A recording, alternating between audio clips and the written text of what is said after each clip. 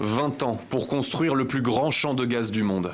C'est la mission que s'est donnée Total ici, en plein golfe arabo-persique, sur un gisement exploité par l'Iran et le Qatar. Avec la bénédiction de l'État français, ce chantier de plus de 4 milliards d'euros devrait alimenter le marché intérieur iranien dès 2021. C'est un contrat historique, non pas tant en raison du capital engagé, qui est déjà énorme, mais surtout par rapport au pays concerné, l'Iran, et par rapport au moment où ce contrat intervient.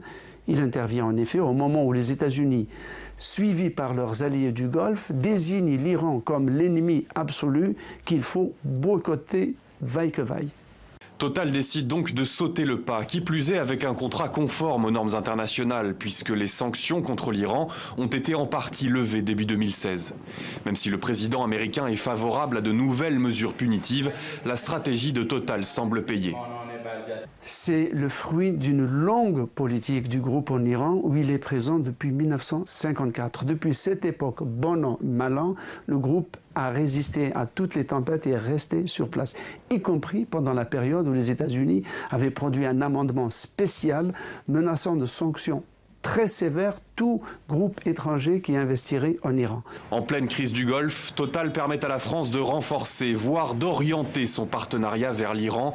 Mais les Français ne sont pas seuls. 30% des parts du contrat reviennent aux Chinois, que Téhéran courtise pour attirer d'autres investisseurs asiatiques.